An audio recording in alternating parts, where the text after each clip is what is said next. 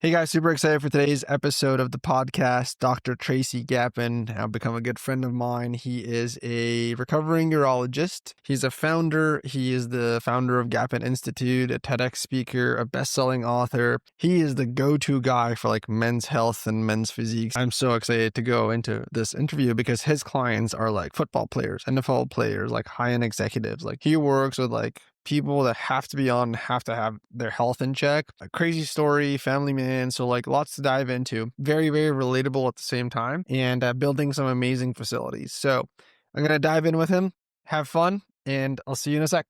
Dr. Gapin, how are you? I'm great. How are you today? Very good. I think we have a special relationship. We do. You were one of the first people I ever talked to when I That's started right. in health tech, and Yeah.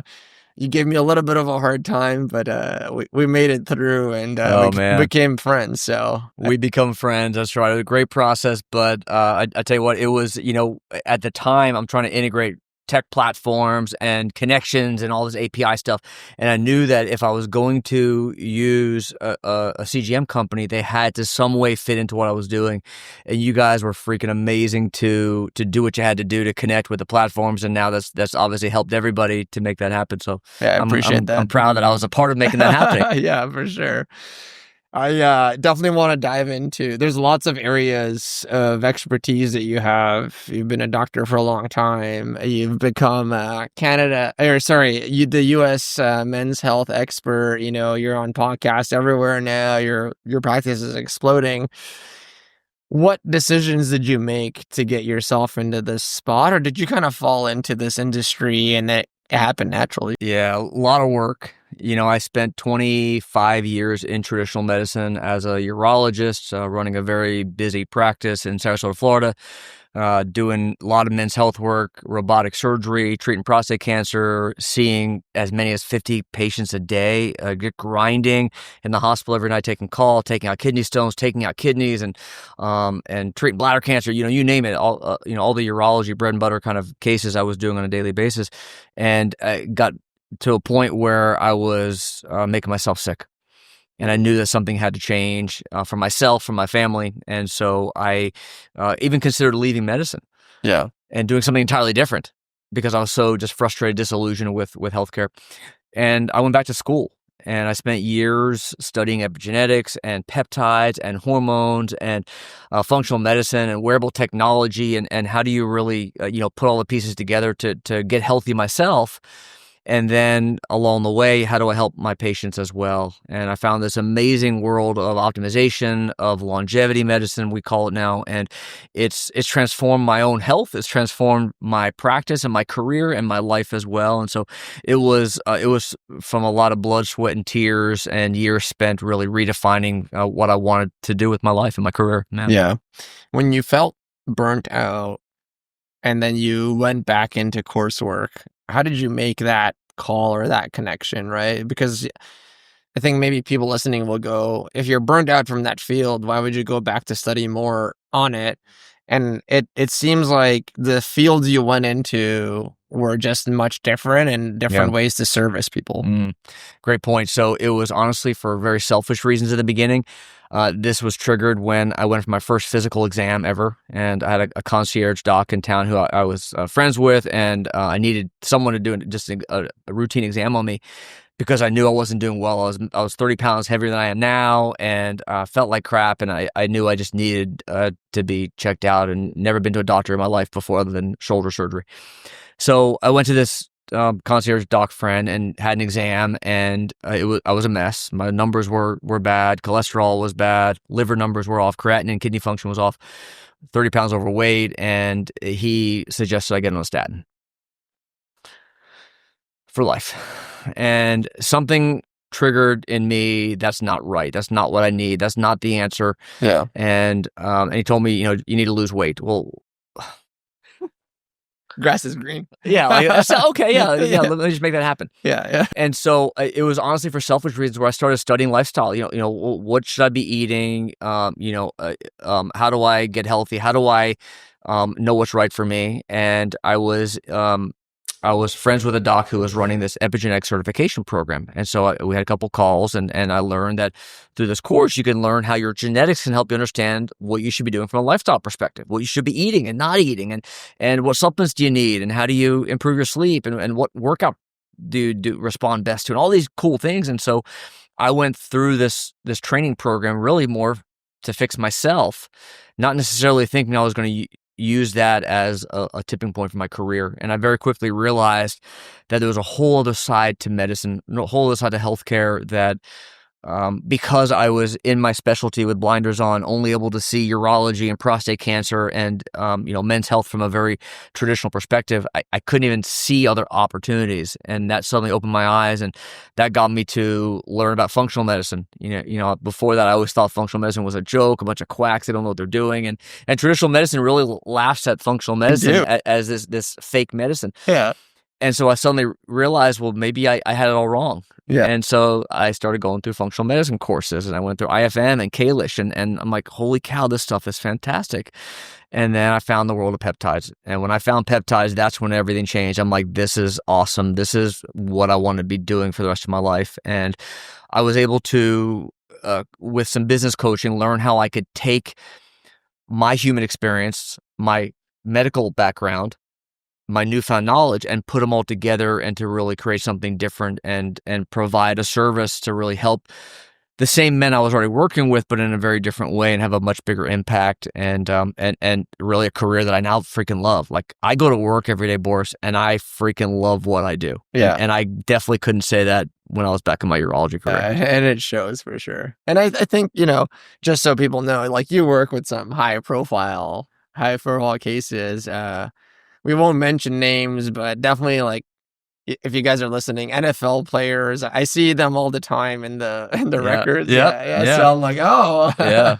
And our team will be like, I checked that it's really him. It's him. Yeah. Right, yeah. And it was crazy. These NFL players, like, they're performing at like an elite level. Like, they're getting paid tens of millions of dollars to compete. Yeah. And their lab numbers are terrible. Terrible, yeah. And they don't take care of themselves. And you wonder, how are you possibly doing so well? Imagine how good you could be doing. Yeah. And this, triggers the whole thoughts about Tom Brady and how, when you can focus on your health and focus on nutrition and sleep and all the, the gut health and all these key aspects of functional medicine, longevity medicine, that's when you can really make a big difference. Yeah. So I actually would love to dive into what you just said. You see all the top athletes who are doing amazing feats, but their labs don't look good. Their internals are not looking good. Yeah. What causes that? Like, how do they get to that point? Obviously, their genetics allow them to get to where they are, and tons of hard work. Yeah. But what are they doing to make their bodies that way? Yeah. So, Reed Davis with FDN, he calls it metabolic chaos. And I love that phrase. I use the term blind spots with your health. And I believe that we all have blind spots in our health that are holding us back, that are lurking under the surface, causing problems without us even being aware of it. And sometimes you don't find out until it's too late. And so talk about, Bob Harper, the head fitness trainer from the TV show The Biggest Loser, who looks like the epitome of health, and he's in amazing shape, teaching people how to lose weight. And, Bob thought he was healthy. Bob wasn't healthy because at the age of 51, had a massive heart attack. Mm-hmm. My brother-in-law, John, he looked amazing, worked out every day, ate the perfect diet. You're like, I want to be like him. Yeah. And at the age of 49, one morning, getting ready for work, my brother-in-law, John, dropped dead. And so real stories, real men who looked incredibly healthy, but they weren't. And these are prime examples of how oftentimes there are blind spots in your health that are causing problems without you even realizing it, such as, gut health issues. The gut controls hormones, that control neurotransmitters in our brain, they control metabolism and energy, they control our immune system.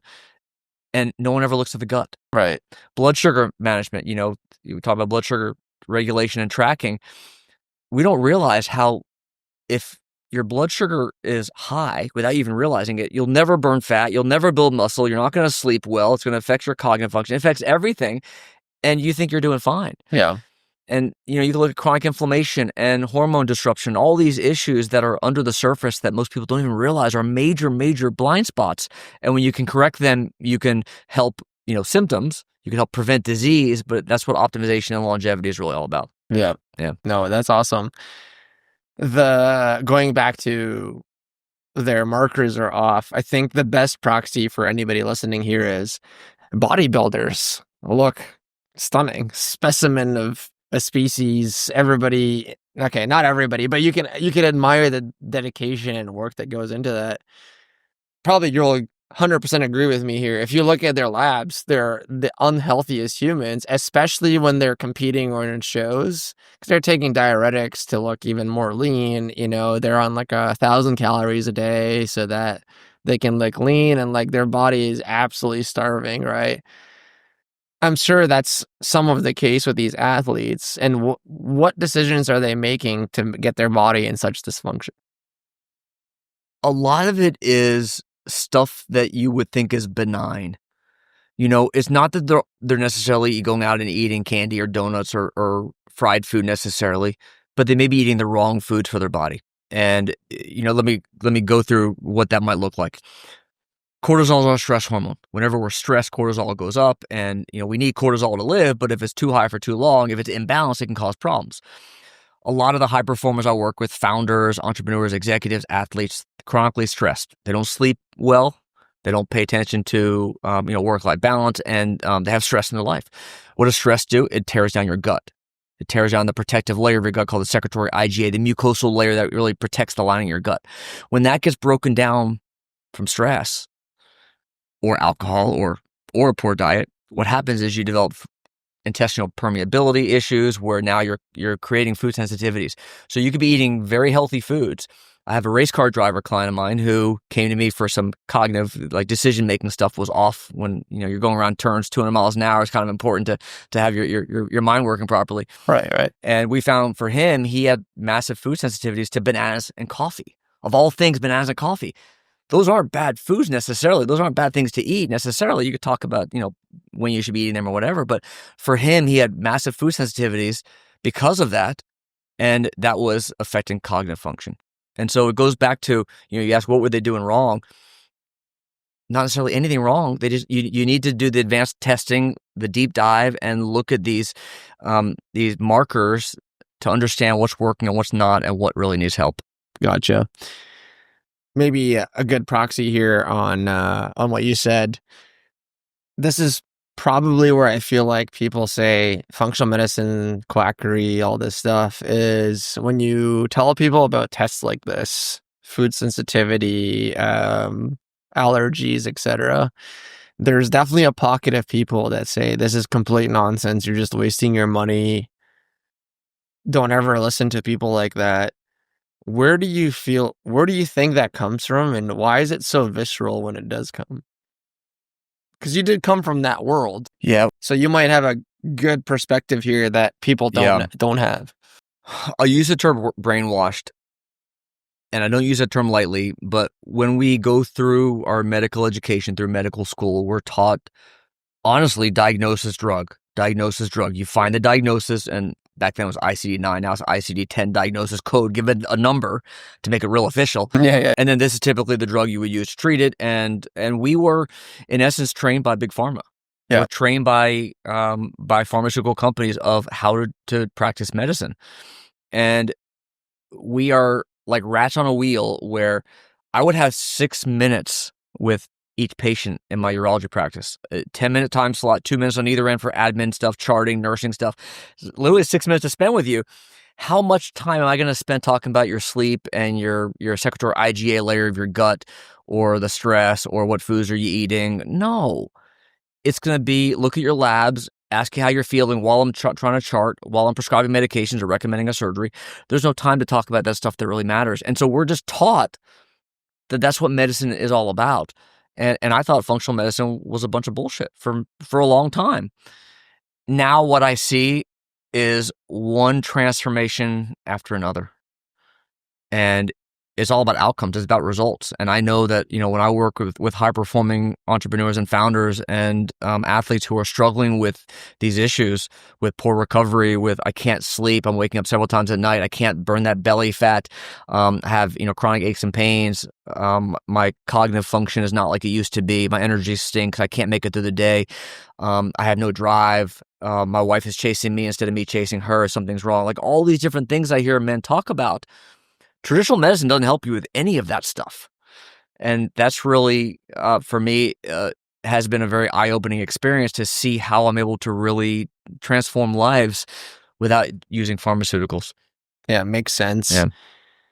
Because you came from that world before, and that's how you were trained, and that's most, like, I think 85% of all medicine or medical appointments are insurance based, right? Which means that anything you're doing would never be covered. And in the eye of consumers, it's air quotes free, right? But it's like, it's not, because you're paying. We're paying for it. Yeah, everyone's Oh, paying yeah. a price for it. Yeah. Or what's your goal? Maybe you have one. I think you've started this conversation and it's becoming larger, shaping public perception. Do you feel like there's ever going to be a switch, or do you feel like it is what it is, and this is always going to be more niche? Yeah, I feel that things are really going to reach a critical point very soon. We are a very ill society here in the U.S. Obesity is on the rise. Over 3/4 of men are either overweight or obese. For the first time in decades, lifespan is actually decreasing. Mortality numbers are showing we're dying younger. And so we know that what we're doing is not working. And I gave a TEDx talk about this actually a couple of years ago about the mental health crisis and how I really feel that if we don't do something, we're going to reach a critical point. And I said this 4 years ago. In 20, we're 4 years to the 20. I said in 20 years, the entire male population is going to be impotent and infertile. And I believe we're getting there very quickly because testosterone levels are plummeting, fertility is dropping, obesity is worsening, and it's getting worse and worse. And yeah. And so I think there needs to be awareness around the fact that our traditional healthcare system doesn't work. Waiting for chronic disease to occur and then treating with the drug is failing. And we're very passive. We're reactive. We are so focused on simply using one pharmaceutical Band-Aid after another instead of treating the real problem. And sometimes it's as simple as fix what you're eating, improve your sleep, get off your ass and move. Yeah. And that's half the battle right there. Yeah, yeah. And so it's providing that context and really, I talk about reimagining men's health, and it starts with that. It starts with being very proactive and intentional about how men can really take control. Yeah. On that point, do you feel like there's been other factors? So, like, let's just take out not exercising and bad diet, right? Then there's things like microplastics, environmental toxins, etc. I want to take those outside of the equation for a second because you work with a lot of men.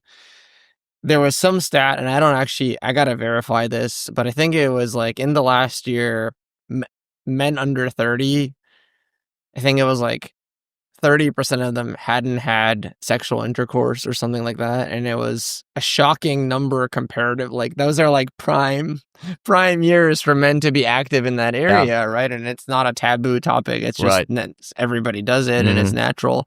Yeah.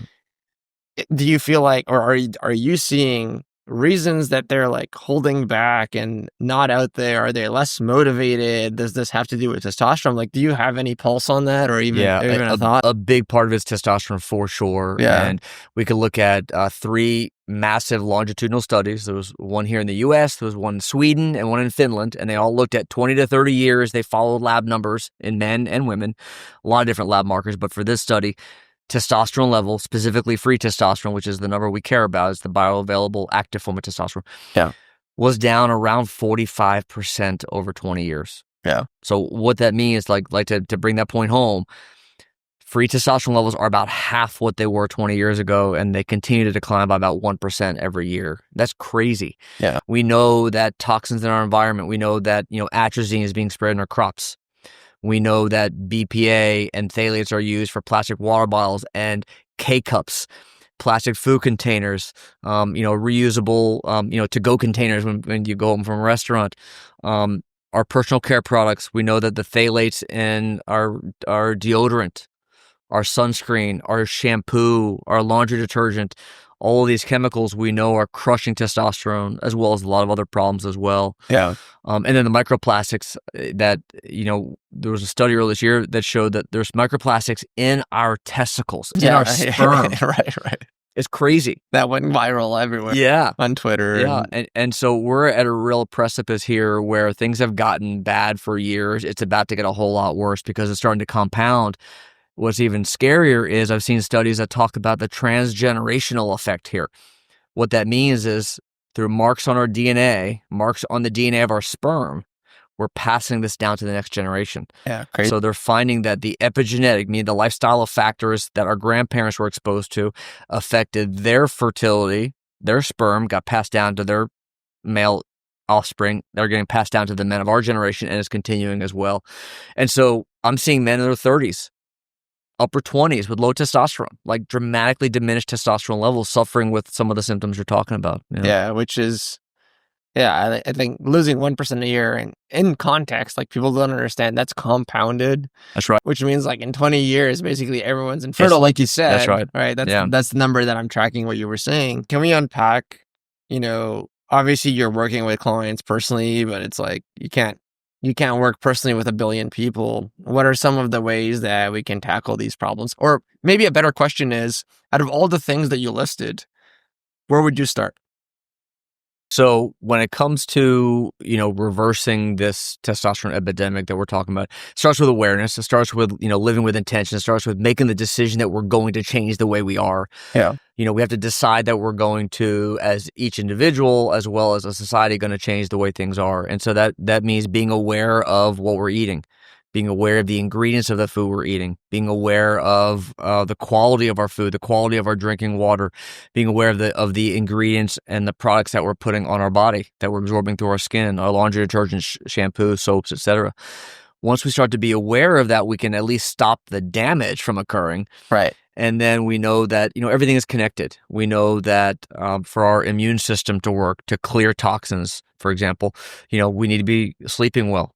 We need to be eating the right foods. We need to have our hormones intact. Our gut needs to be clean. And so there are a lot of factors that all kind of come together to fix the human system, if you will. But it starts really honestly with recognizing there's a problem, waking up. And I love that they're starting to become this movement toward awareness, toward we can't keep doing this to ourselves. And we're at a real tipping point where hopefully things will change. Yeah. No, for sure. And I appreciate you being one of the voices kind of speaking out about this, because there are people saying that this is all BS and we don't have to worry about it. I think Lane Norton, I don't know if you know him, he's pretty big on just saying like this is all BS, and he likes to rip on Paul Saladino, which I feel like sometimes it's kind of easy to go there, right? Yeah. And he was saying like, Paul was talking about detergents are terrible for you. They have all these chemicals. And Lane was like, this is like this guy's just completely off the rocker. And, I felt like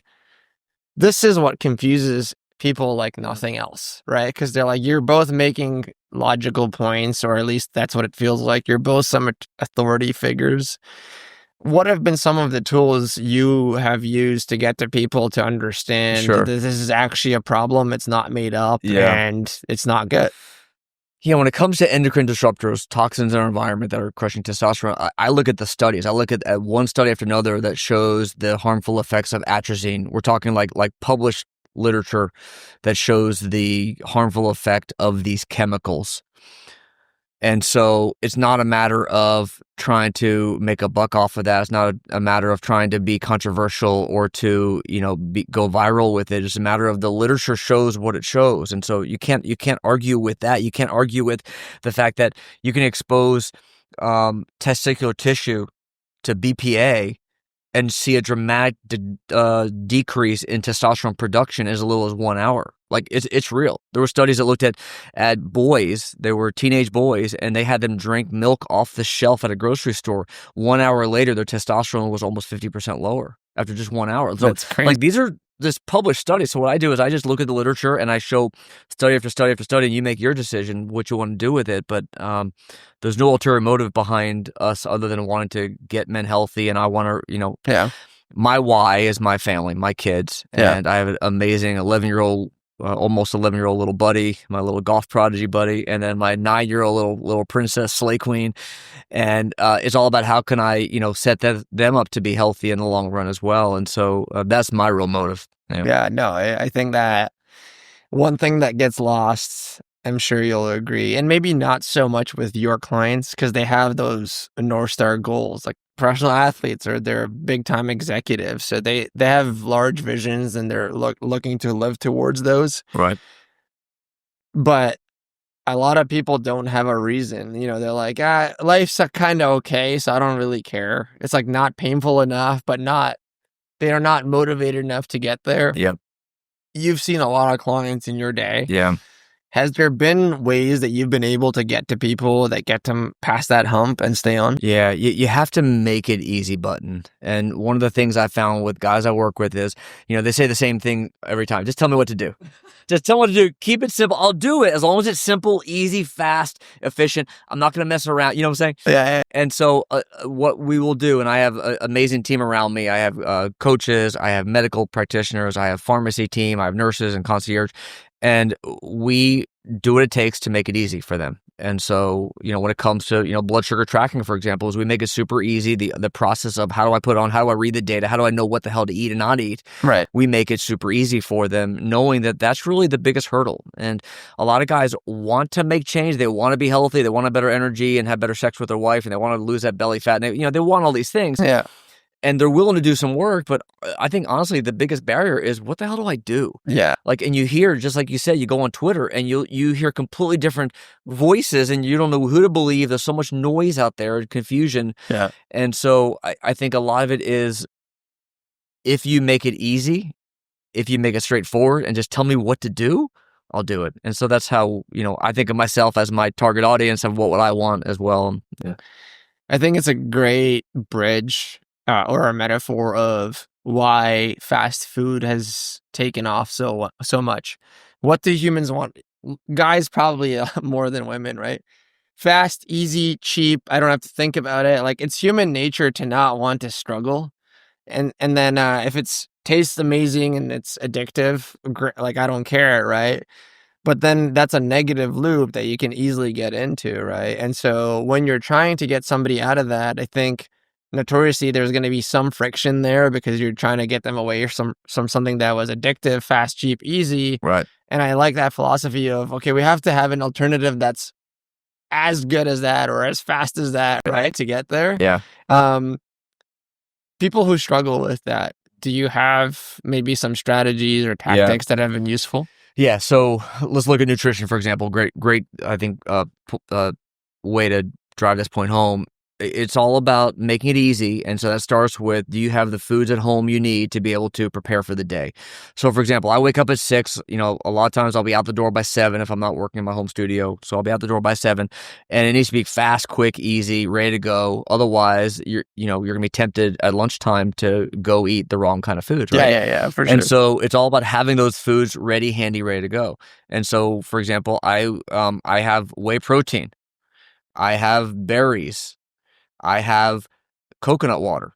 That's everything I need to make a 50 gram of protein smoothie, just like that. Yeah. I have little to go cottage cheeses, which have 12 grams of protein in each of them. I have low fat Greek yogurt, 12 grams of protein in each of that. I just named 100 grams of protein right there. That if my first meal is ready to go. Yeah. And so it's being intentional like that, just being proactive, knowing that you're going to be tempted. And what can I do to prevent that and being prepared? And what my coaches like to do is, here's your shopping list. Go to the grocery, just freaking buy this. Yeah. And you're ready to go. Yeah. And at least that takes away that temptation and gives them some momentum, some success. Yeah. I actually think what you said is super key there. If you tell most people you need to eat healthy and exercise, it's kind of like water's wet. Yeah. Well, it's like, no shit, of course, right? yeah. So it's like, I know that, and then it's like, well, how do I do it? It doesn't have to be perfect. Do I need to be keto? How do I approach it? But there's something to, hey, I'm the guy that you've hired to work with you. This is what you're gonna do. Just do it. Don't think about it. Now you have metrics you're working towards, and you have accountability. Yeah. Because it's all about stacking or using leverage, right? Like I like to use that word. It's like people have asked me because I was really sick. They're like, "What was the number one thing?" I was like, I had something I wanted more than being sick. Yeah. And so I was willing to do one more experiment per day than anybody else. And so in 3 months, I just did more things than somebody else. And eventually I stopped ending up in the hospital, which was my, how I was viewing it. Yeah. But I had 7 different doctors and they all had given me input and I would try. But if I didn't have those inputs, even though they were contradicting each other, which was the whole reason, we started our company, Right. It still gave me ways to go forward. And I was like, I don't want to disappoint that doctor and not tell them that I did something, or that coach. And so it's almost like, if you're actually serious and you want to get there, put your money where your mouth is. Yeah. And that person will hold you accountable. So Yeah. I'm sure you've seen the same. Like, when they're on their own, it's not nearly as compliant. Yeah, we all need that, that accountability, someone who's going to kind of hold our feet to the fire when we all have weaknesses. We all have moments where, the holidays are coming up and, your kids come home with a ton of Halloween candy, and guys out there are going to have a couple pieces of it. Thanksgiving is going to come very soon, and you're going to be having a few extra pieces of pie, and then Christmas, and, it's going to happen. And I think the key is that guys have this all-in-one mentality, and they have one bad meal and like, shit, it's screwed. It's done, and they quit and they give up, instead of the next meal is the absolute most important meal of your life. It has to be back to where it needs to be. And then, it's baby steps. Like you said, it's one single brick at a time. Yeah. And know that, you're not going to get there overnight. It's going to be continual building and momentum. And if you have a setback, that's okay. The next meal, just get right back on it. Yeah. I'm going to take a wild guess here, and I think I'm going to be correct, but it's also a personal thing. I'd love your opinion on this. I have an addictive personality. So for me, when I go and eat a piece of cake, my only thought is I want to eat the rest of that cake. Like, I'm not stopping. Yeah. People have asked me, I don't share this very often, but I've actually never tried a drug in my life. And depending on when you watch this, it might have changed, but whatever, right? But one of the things is, like, I looked at cocaine and I would say, I know I have an addictive personality already. So, and that thing is highly addictive. So if I start that today, I don't know how hard it would be to get off, even as an experiment for a weekend or whatever. And it was not the only reason, but it was always something I was conscious of. Yeah. I'm assuming a lot of the athletes or executives you have, some of them have addictive personalities, and what drives their type A personality to push when all things look lost. Yep. Last touchdown, like Tom Brady, right? Like, coming back from 52 points, like, those are the situations where that guy's not giving up, right, and he's going to be persistent to try to get back. In those situations, have you had those types of situations? Oh yeah. And then, obviously, very selfishly, how have you managed to get them out of there?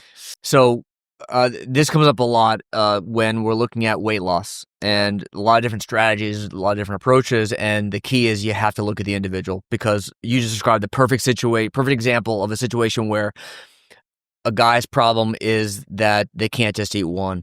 I've heard that, I opened the Oreo package, I ate one Oreo, the whole sleeve is gone. That's been me my whole life. And there's actually some genetic snips around that sort of addictive tendency.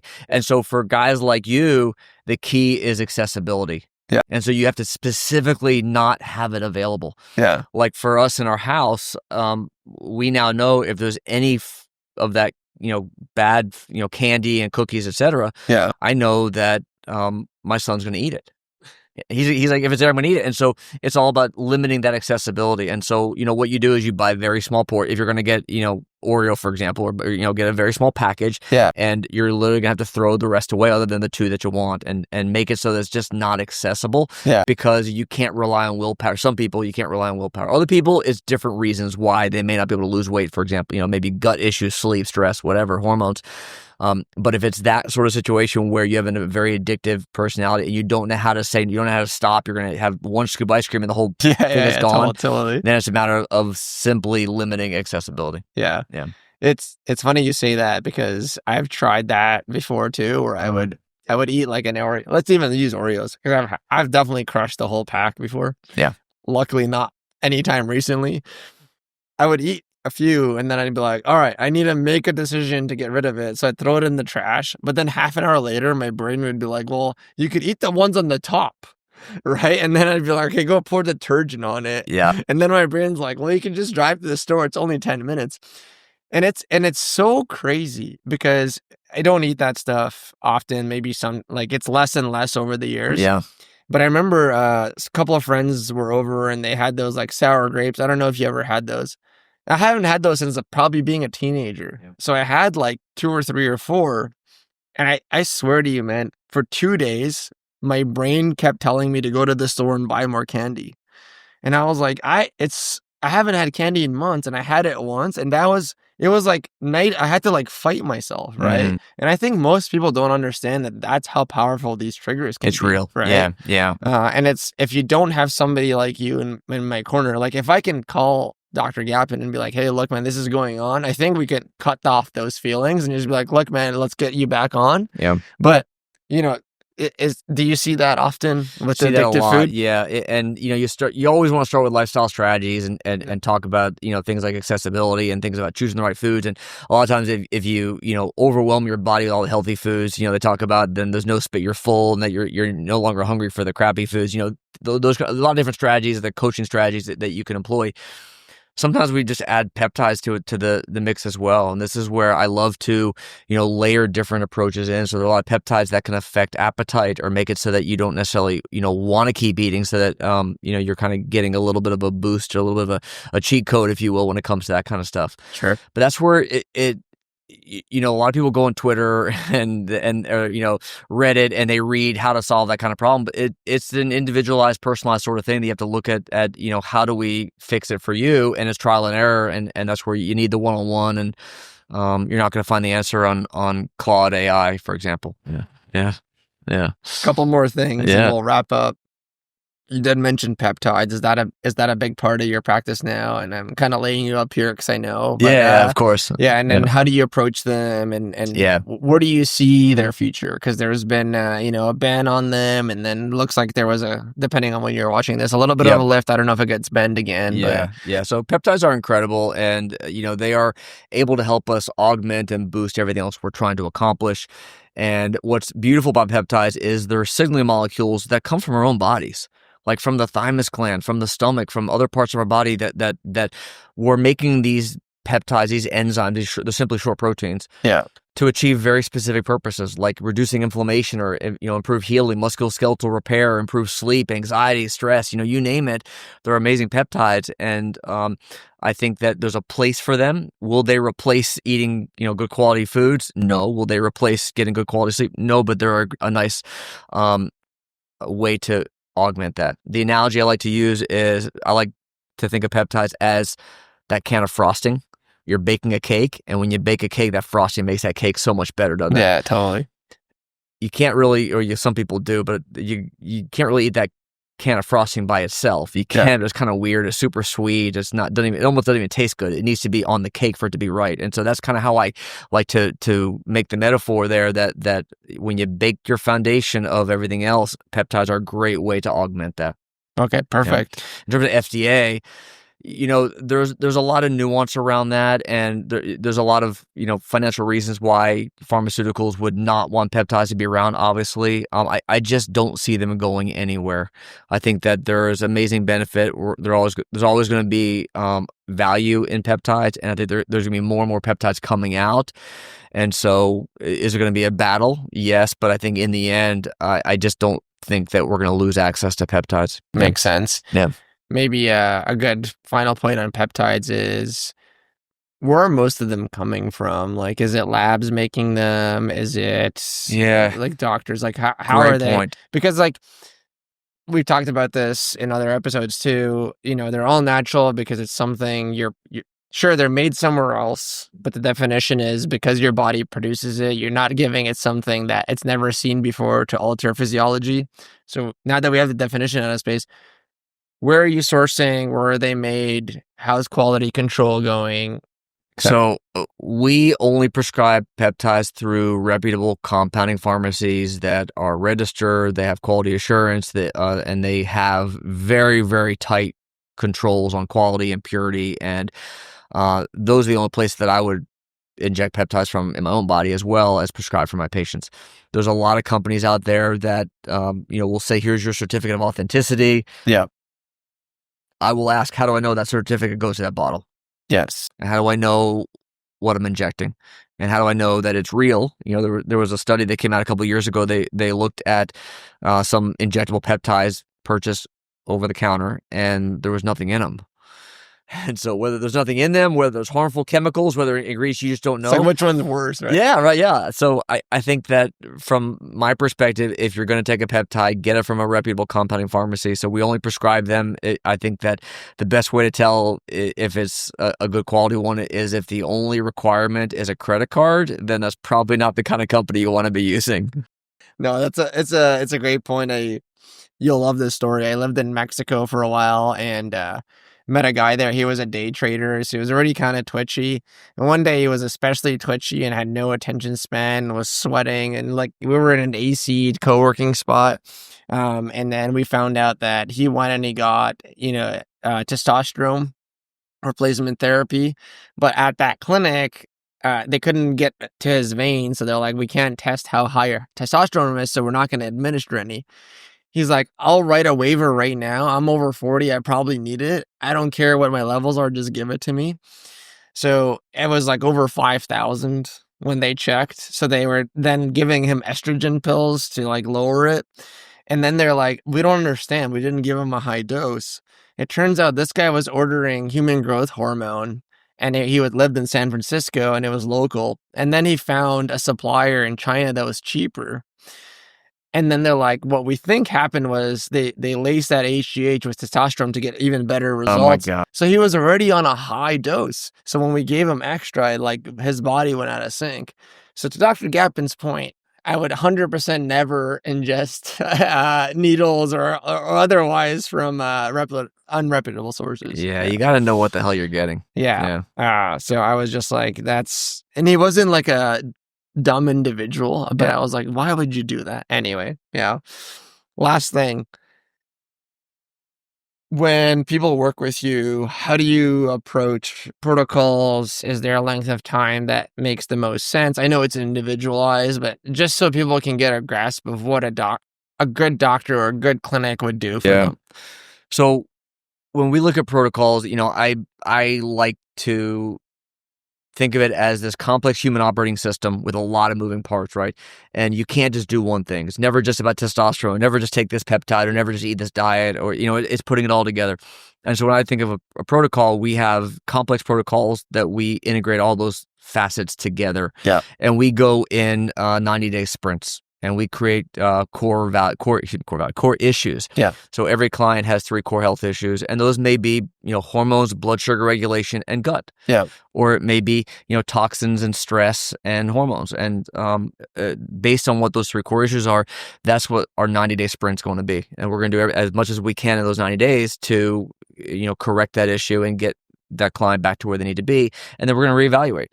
And every 90 days, it's going to be a different cycle of, what's our biggest priority right now. And it's always, I like to say test, fix, repeat. Yeah. Test, find the problems, fix them, and then repeat. See what's the problem now. And it evolves and it grows and it changes. And we are, dynamic individuals. And your problems right now are not the problems you had 3 months ago. Yeah. That's a great point. Yeah. Dr. Gapin, it's been a pleasure. Where can people connect with you, find you, and maybe work with your thanks so office? much. So website's gapininstitute.com. And if the listeners want to go to gapininstitute.com/launch, LAUNCH, I have a bunch of freebies for you. I have a masterclass, a copy of my best-selling book, Mel 2.0. I have a peptide guide. I have my TEDx talk. I have a high-performance health handbook, a bunch of goodies, all complimentary. Just go to gapininstitute.com/launch. Perfect. Thank you so much. You got it.